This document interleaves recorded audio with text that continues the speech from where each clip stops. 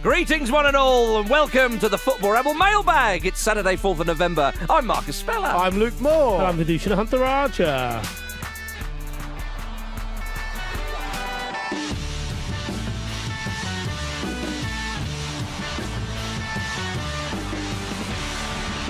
Well, everybody. Welcome to our very first Football Ramble Mailbag. Here at Ramble HQ, we receive so many brilliant emails and correspondence across social media from yourselves. We wanted to give you and your contributions a proper home. We'll be bringing you a brand new mailbag every 2 weeks. Each episode will be full of our favourite bits of correspondence from the past fortnight, whether it's your stories on email, questions on Instagram and X, nothing is off the table. Good stuff on X. Absolutely. So if you want to get in touch with us after today's show, tweet us on X at Football Ramble. So shite. Yeah. Message us on Instagram at Football Ramble. And of course, you can email us show@footballramble.com. How exciting is this, Luke Moore? Yeah, it's a bit like that video of Joe Rogan firing the arrow into Elon Musk's Cybertruck. Right. The listeners are Joe Rogan. The arrow is the crossbow bolt is the correspondence, Okay. and we're the Cybertruck. Yeah. It's bouncing off us. I thought we're the musketeer puffing on a fat one. Yeah, big time.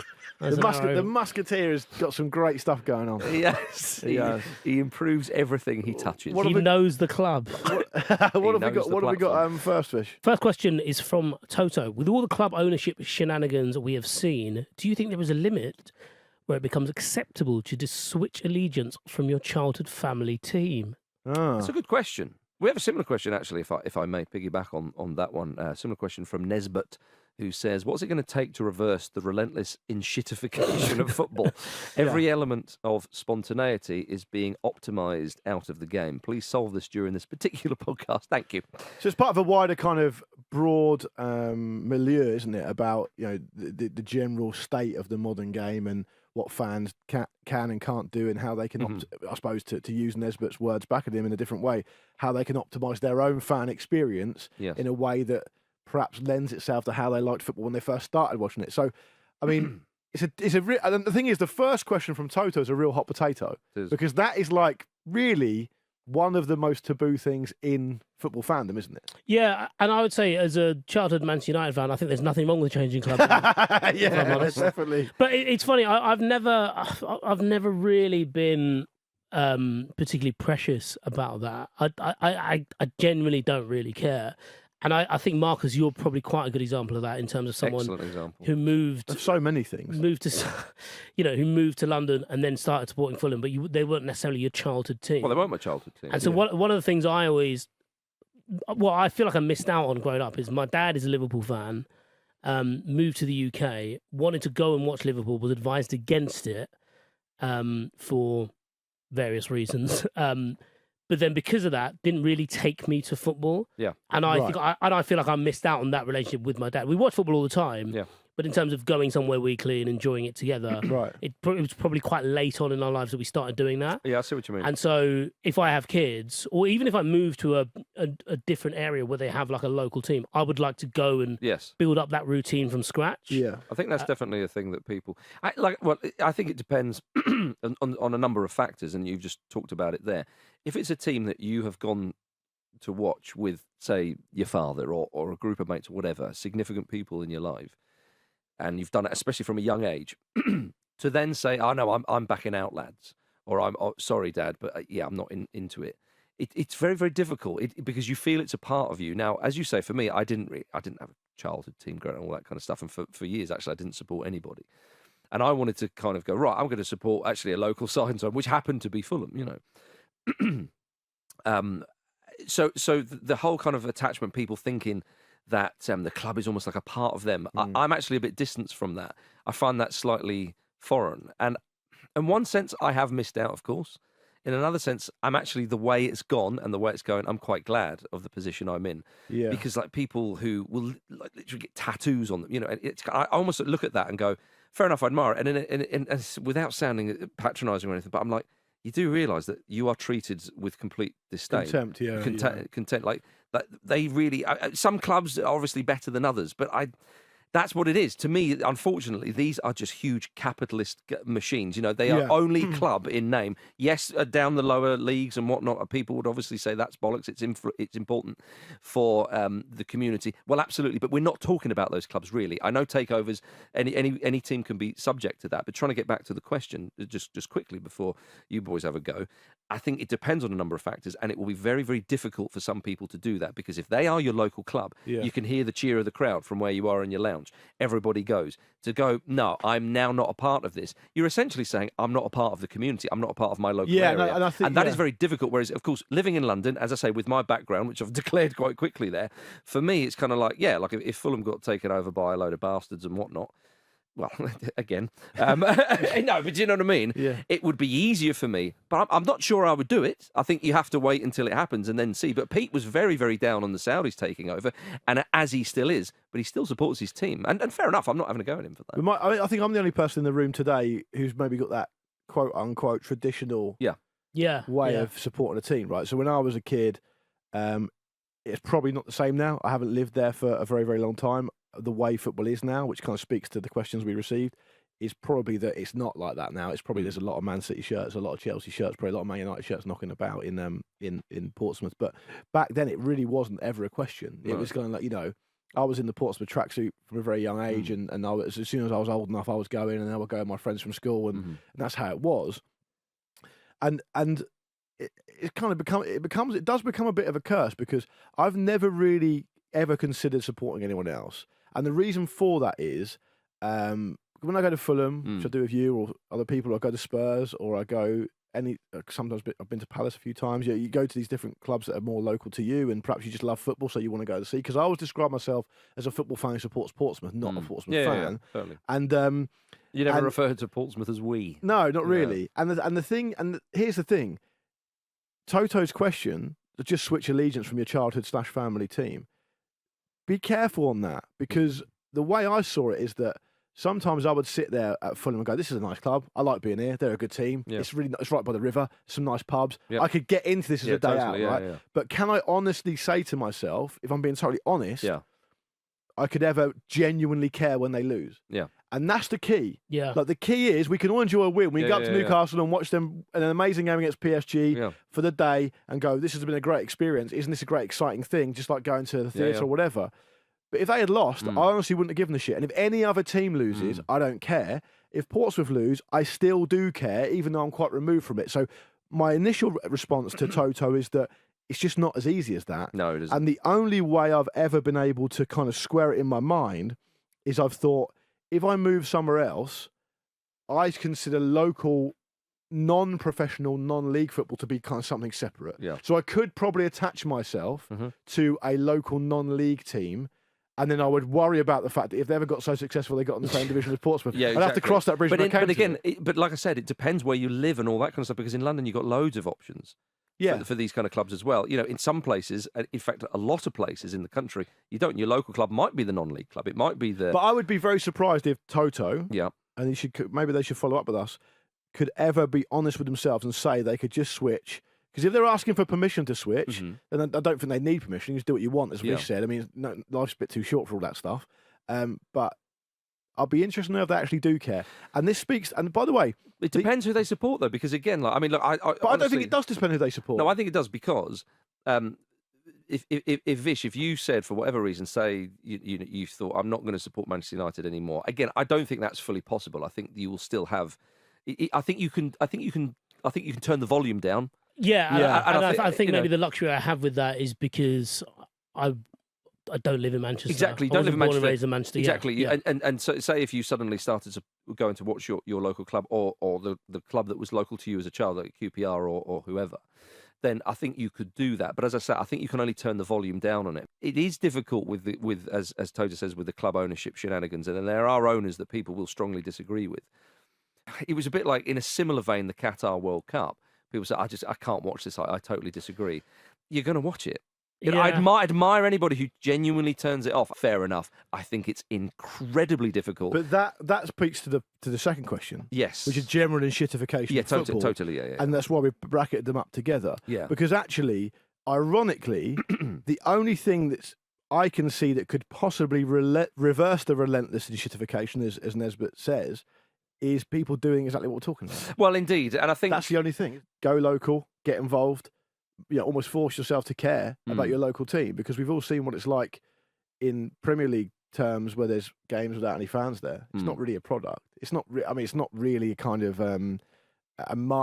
anywhere near as marketable a product as it is with fans. The fans is a really weird situation because the fans do have all the power, but they don't choose to wield that power. Yeah. And until they do choose to wield that power, I don't think anything will change. No. Because I think the people at the top of the game aren't making decisions with them in mind, but also I don't know if they're capable of making decisions with them in mind because they've never been those types of people.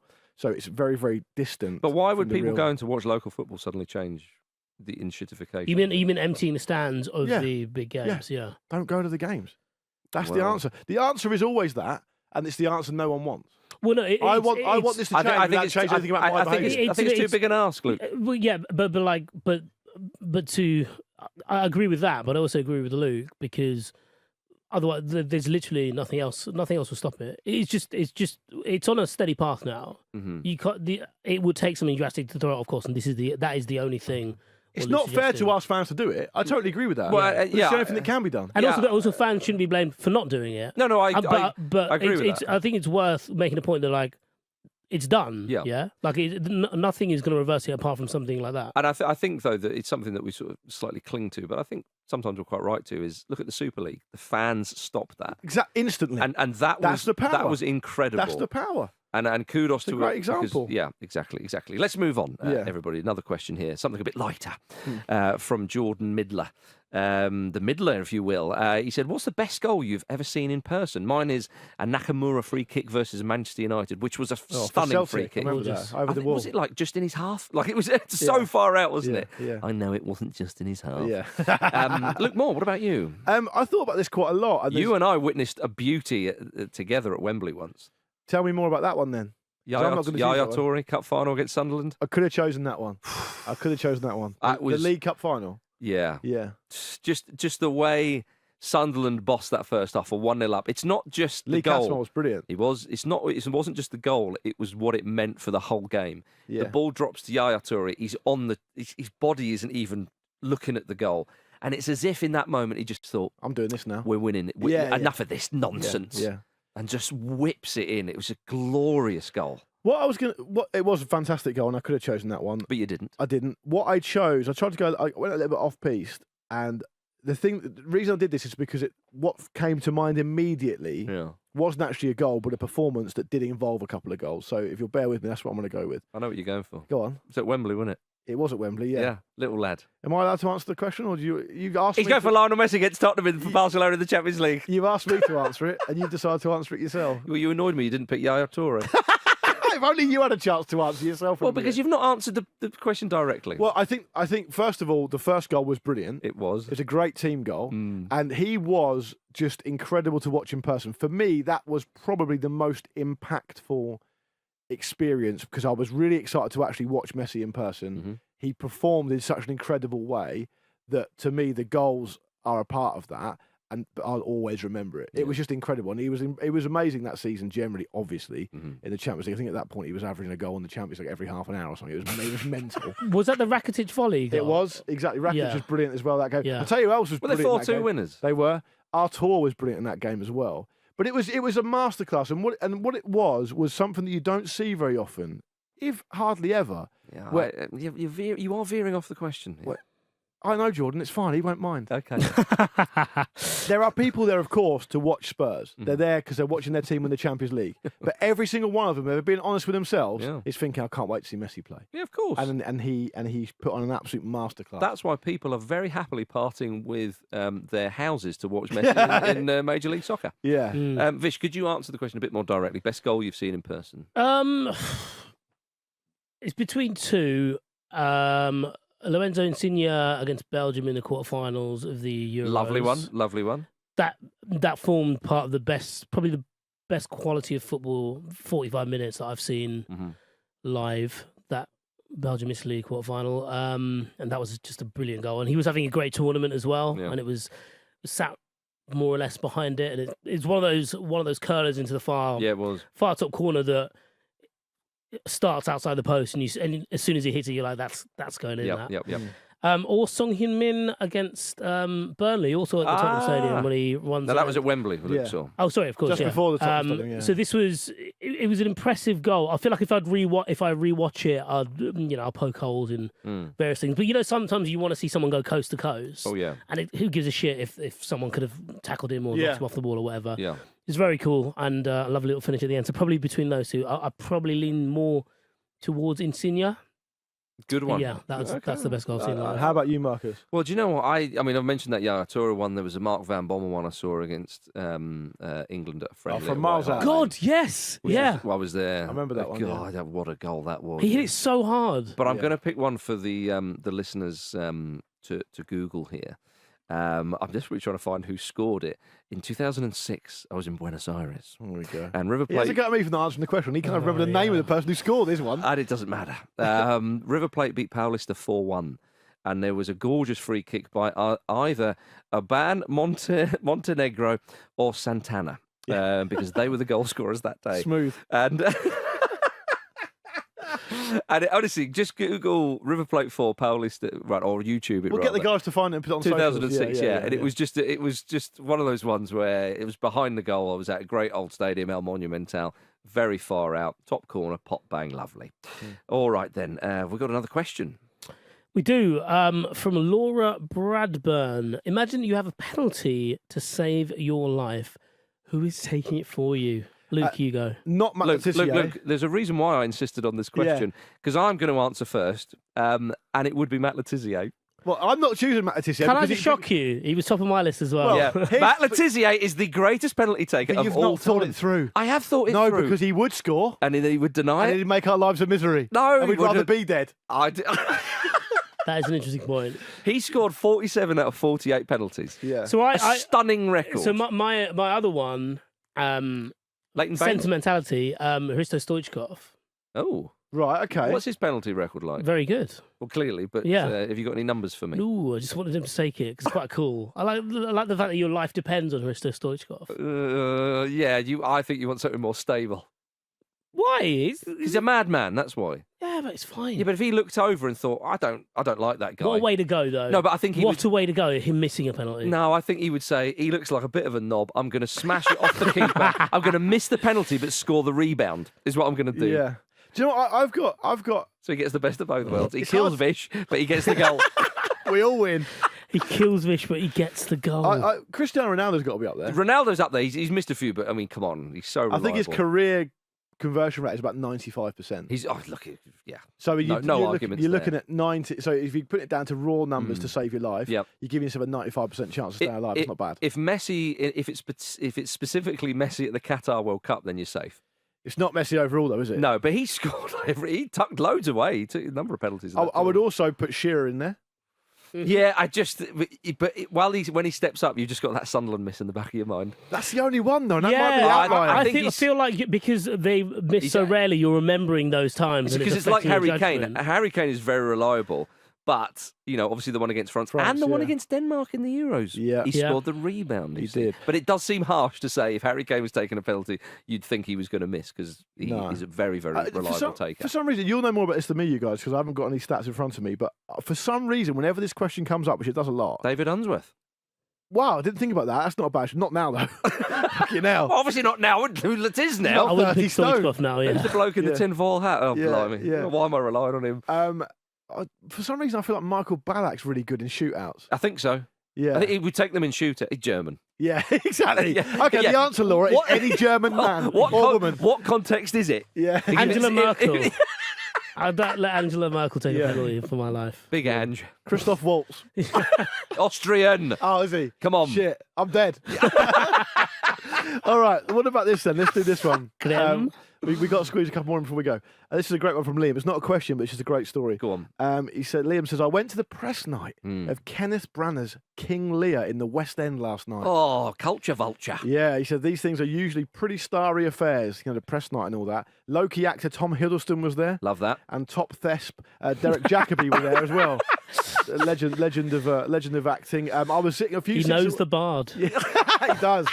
I was sitting a few seats away from TV's own Judge Rinder.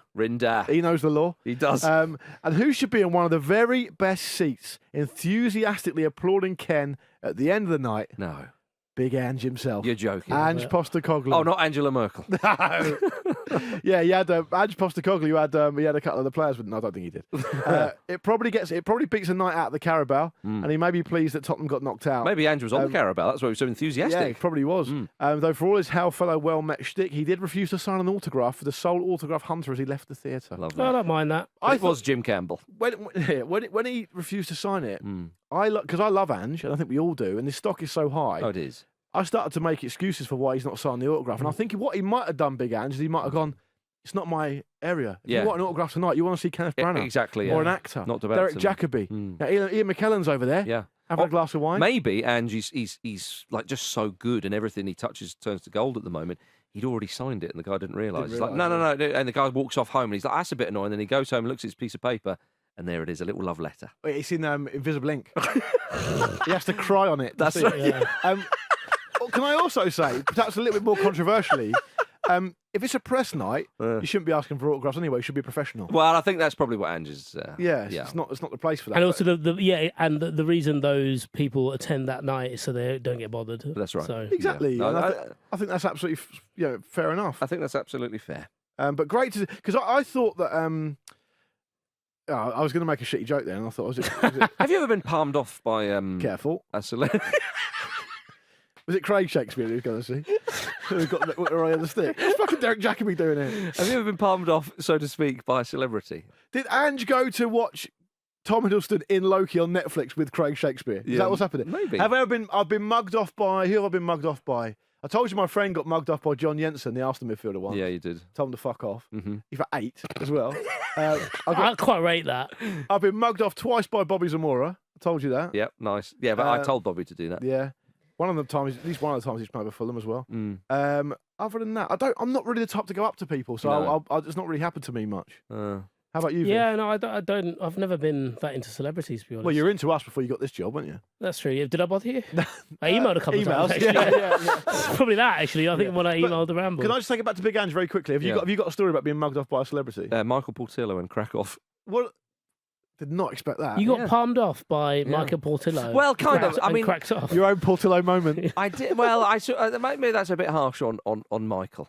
I was over there once, obviously for a stag do. Yeah. He wasn't. Nah. Loser. He was the stag. He was doing his...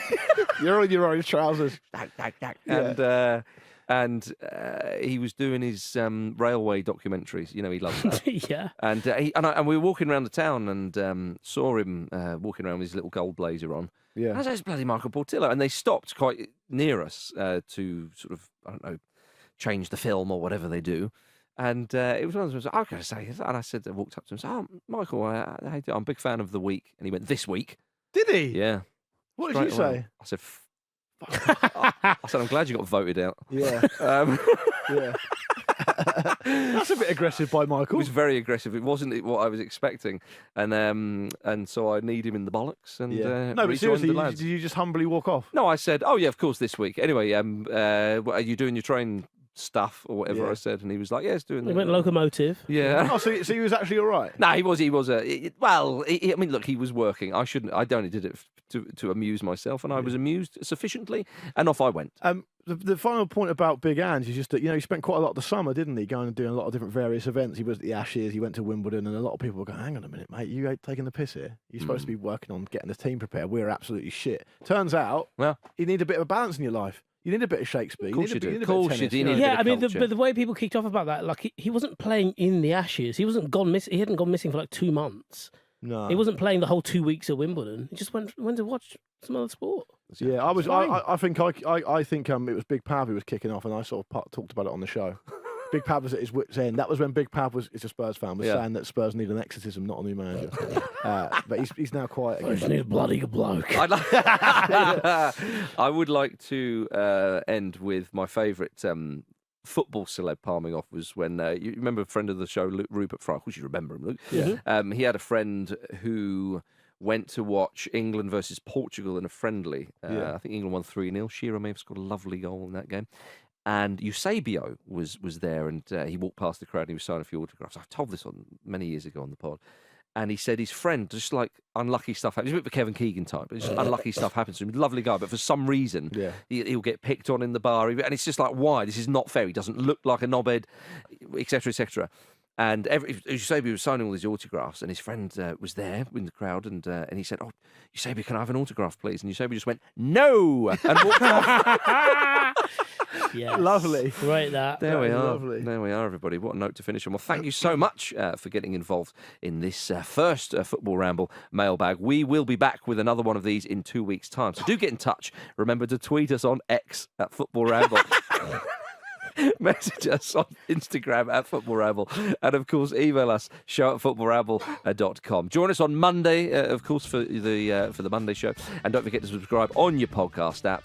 Lovely old job. Thank you, Luke. Cheers. Thank you, Vish. Thank you. And thank you, good listeners, because you have made this show happen. Thanks for watching a clip from the Football Ramble podcast. Don't forget to subscribe so you never miss a video. And if you're feeling extra generous, why don't you like this video? Why don't you like this video?